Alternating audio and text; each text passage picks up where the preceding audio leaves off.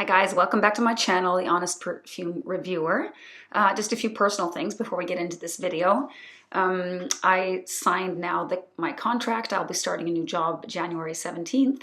Maybe I already told you this. I don't think it was signed my last video, and I know that you need to have ink on paper before you can really like celebrate. So I'm so grateful, so happy that this went so quickly and effortlessly. I mean, I'm really surprised that they have not like tested me, because this is really most companies do actually do some thorough testing, because testing has become, relatively cheaper than it used to be.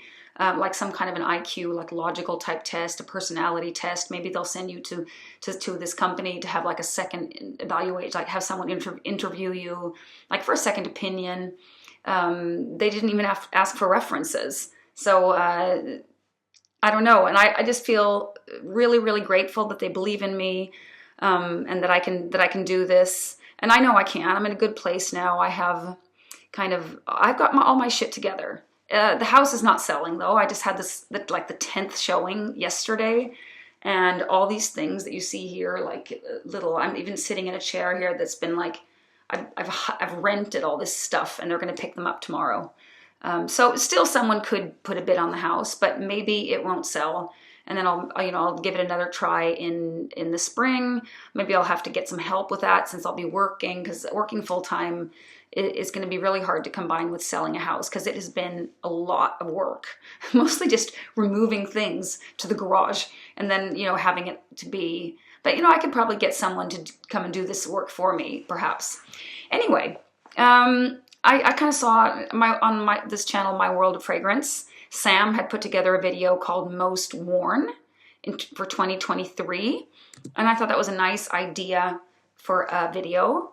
And that I usually wonder too, what do they actually wear? And, I think her definition of something worn a lot was like, she's worn it 3 or 4 times this year. That's a lot when you have a lot of fragrances. And she has, I think, several hundred fragrances. At least this is I get that idea. I'm not sure how many she has. I have 53 bottles, and I have maybe 20 travel size bottles, like maybe 10ers or less. Oh, some of them are like 18. I define a full bottle from 30 ml and upwards. And then I have like 50, somewhere between 50 maybe and 70, 80 decants. So I have like every day way over 100 fragrances to choose between. And right after we finish this video, I'm going to go actually to the post office and pick up a package. Someone really wanted to send me that for my channel. So I have material, like a bunch of, like a big package of samples, decants, things she kind of wanted. She was decluttering, and she said she'd be happy for me to have them. So I feel really grateful that I, am getting, someone just sent me this, I talked about that in my former video, this discovery set from Ormaie. So I don't have to go out and buy everything. Things come to me, which I'm very grateful for. So thank you. And okay, so let's just jump into this video. Before we get into the video, I'll just tell you what I'm wearing right now. I haven't worn this in like forever. It's LDDM, Le Désert du Marocain. It's Andy Towers Moroccan Desert. I can hardly know I don't know exactly what it's called. No, it's L'air du Désert, like the Moroccan desert air. That's what it is. And this is a really spicy amber. It's a smoky, dry, spicy amber. It's perfect for today. It's not like super, super cold today, but it's like lots of snow. You think like something that would be, with inspiration from the Sahara Desert works so well in the cold, but it does. It really does. Now this is beautiful. Maybe it leans a little bit masculine, like for me to buy a whole bottle. It's really nice little smoky, spicy amber. And then I've also made, like before I got in the shower, this morning I was making comparison between 2 fragrances. One I wore, a super, super wearable fragrance, but very expensive. It's Bois d'Arménie from Guerlain. It's one of their expensive fragrances, and it was created by Annick Menardo. She's made Overture Woman and like a whole bunch of other ones. Like she's a really like a master perfumer. But that fragrance is so perfect. It's like ambery, powdery. It's a little bit Shalimar-y, but kind of has its own. It's a little bit floral. It's very like French and elegant, but it's still kind of balsamic. And then I compared it to, because I had an idea that these might be similar. In my head, they were similar. When I tried them side by side, then not so much, is Opus 1144 by Filippo Sorcinelli. And they do have some overlapping notes, like they both have iris, they both have some kind of incense. They have, what else do they have in common? I mean, they both have benzoin, but they're so different side by side. Like, the sheer beauty of Bois d'Armilly is like, it made Opus 1144 smell rough and unfinished and deep and dark and smoky and maybe even a little masculine, perhaps. They were just so different. Kind of the same type of notes, but Opus 1144 was really like heavy duty, like gothic, compared to Bois d'Armilly, which is like a very elegant, chic, feminine perfume. I mean, a man could wear it, but it's so light and powdery. I mean, the performance isn't great, but in the winter, it works. It doesn't disappear straight away. I think it's such a perfect fragrance. I can just go through a fragrance like that. I have a 5 milliliter. I can go through it so quickly because it always fits. Anyway, that was like kind of today's perfume activities. But I just went up to my cabinet now and got out the fragrances that I've worn the most lately. I don't have like a special time frame because in the summer I tend to wear perfumes that are a little bit different. But this is kind of like this year's, or maybe a little bit more like since summer, perhaps. Yeah, I'd say since summer, these are my most worn. And I've also worn them for quite a while, like a lot, but maybe I've taken breaks. But these are all perfumes that I've worn like on several occasions lately, meaning lately than in the last like 4 or 5 months.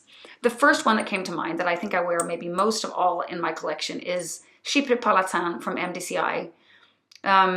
This is a going out fragrance for me. This is not like around the house or, it's just such a pretty kind of Chypre, but really, really modern. It's like an amber Chypre, but it also reminds like of all the fragrances that I used to have when I was a young adult.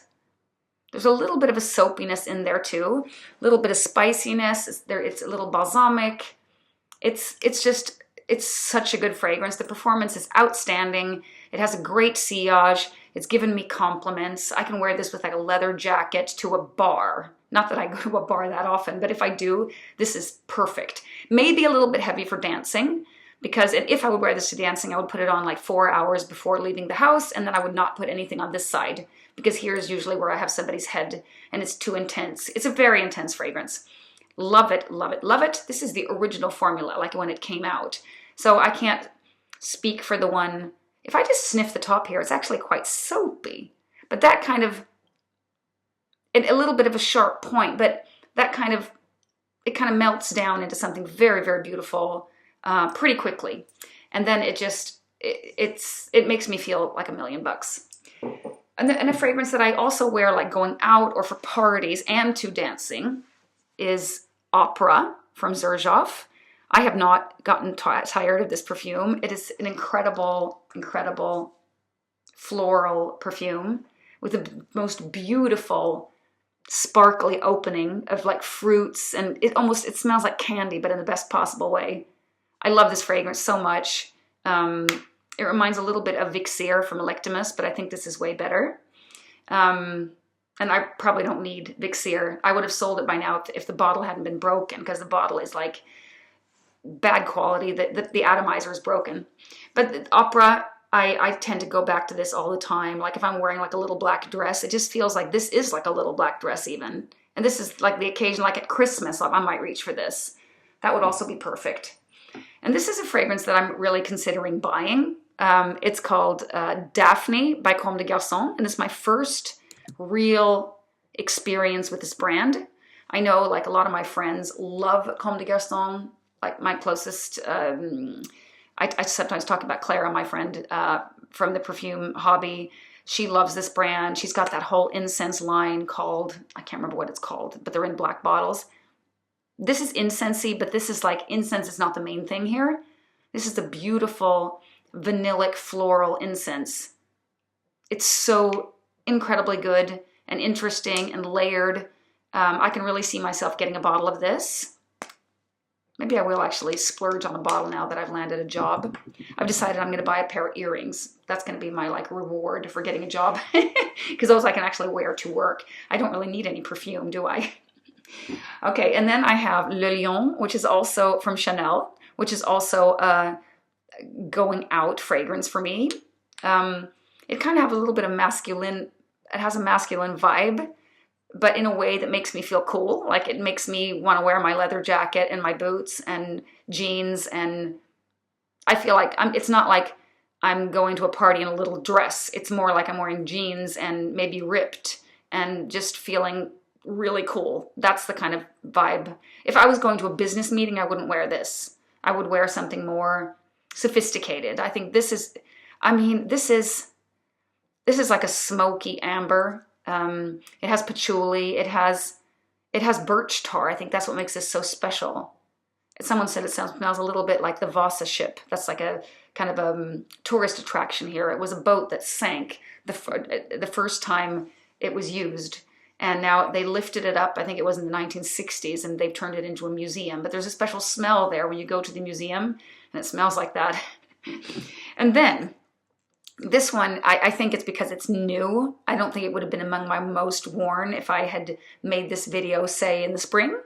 Not just because I hadn't had it, but now I've worn it a lot because it's new. And it's Prada's Infusion Iris EDT version. I don't know if it can even... It's really hard. It's too light to get it. It says Prada here anyway. But this is so different from the EDP. It's an iris fragrance, of course, iris dominant, but this one is more like pink floral iris. I mean, it probably has like violet. It has some little slightly vanillic touches, but I don't think it has vetiver. I don't think it has. It's really different. It's not as it's more powdery than the EDP. But it's so beautiful. I love this so much. It has great projection for an EDT. It's such a great deal. I got that secondhand. Another iris fragrance that I tend to reach for a lot that I think is so much more than just like a bright iris is Iris Prima. This reminds me a little bit of Bottega Veneta, the EDP. It has like, it's vanilla. It's like soft suede. You can see like this is made from suede too, the label there. An iris. It's just a really beautiful, easy wear. Can wear this anytime. This would be perfect for a business meeting, like a lunch, a formal lunch, an after work gathering. Anytime if you want to, get in a car crowded with other people, a little bit of this is not going to hurt anybody. I'd say, I'd go so far as to say this is a people pleaser. Very beautiful. And then I have my fairly new, got it last summer, Angélique from Papillon, which is a beautiful iris buttery mimosa fragrance. And it has a little bit of that Lost Alice from Masque Milano vibe, like a little sandalwoodish, that creaminess.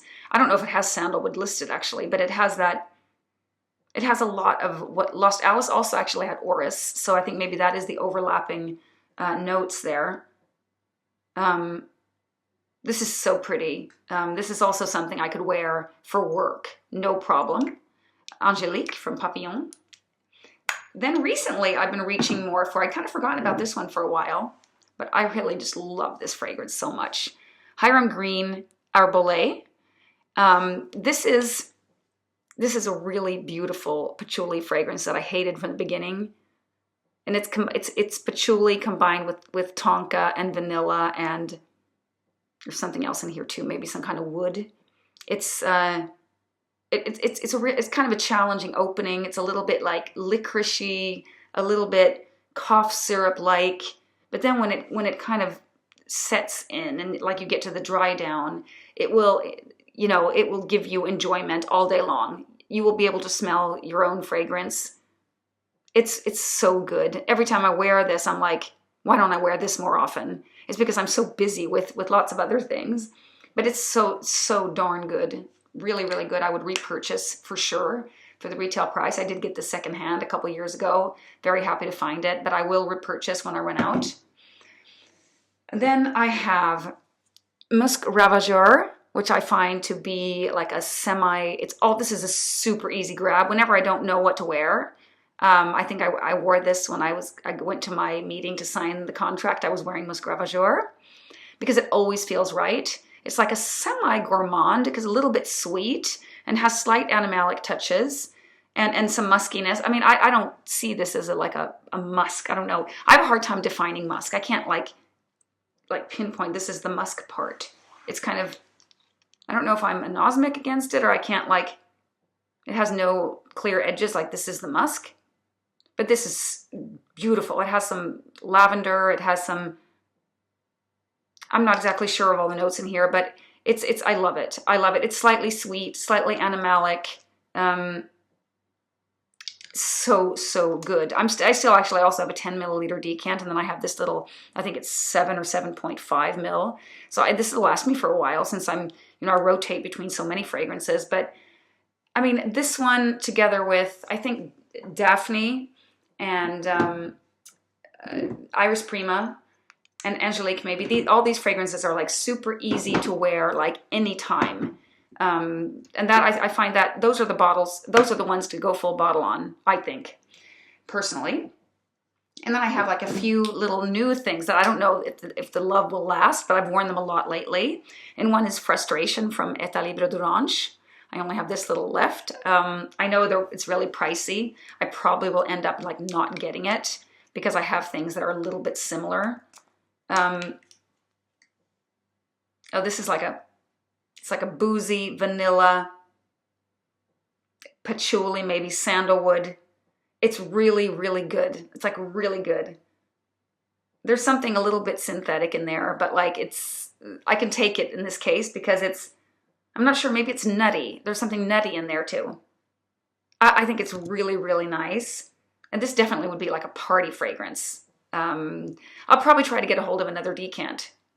Speaking of decants, I actually just ordered a decant from somebody. I kind of got cravings again from Blanche Bette for Liquide Imaginaire, the one I had planned to buy in Paris. And then when I got there, I was like, I don't know. I don't know if I like this. Maybe it's too synthetic. And I'm thinking maybe it was the temperature down there. It was like a pretty hot day and it was summer, So now in the winter, I have a little bit more cravings for sweet fragrances.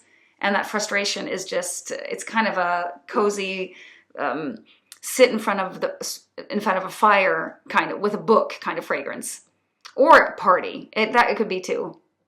I mean, there's something really creamy and nutty and satisfying about it. Definitely a gourmand, I think, but maybe not full on. It doesn't smell like a cake or anything, but really, really nice notes combined. I really like it. And then I have this one, 1812 from Ormaie, their latest release, which is a beautiful, it's kind of a rose fragrance, but it's really sugar coated. It has like sugar, heliotrope, almond, and there's some tart notes in the top. I think it's like lychee and maybe bergamot. It's really, really nice. It's a little on the sweet side for me, I'll have to say, but when I wear it, I still feel like this is probably the one out of the whole bunch of Ormaies that has the best performance because it really just kind of envelops you. It's beautiful. It's beautiful. I mean, I get kind of a picture of a red rose that has this kind of powdery cake sugar. Is it called? No, what is it called? Not the regular kind of sugar, but the powdery kind of sugar.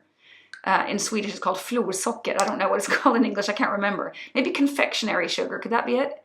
That you bake, you would spread it on cakes and it makes it look really pretty. That kind of sugar. Yeah, it's really, really beautiful. I'm not sure that the love will last. I'll get back to you about that. But most worn as of recently, for sure. And then I have the Ruler from Dahlgren Perfumes, which I've really been enjoying. This one is a nice balsamic, kind of ambery, herbal, ambery, fruity,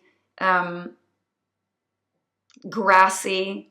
God, the grass is really, really prominent in the opening. That kind of calms down. So it's kind of a vanillic benzoin kind of scent with some patchouli.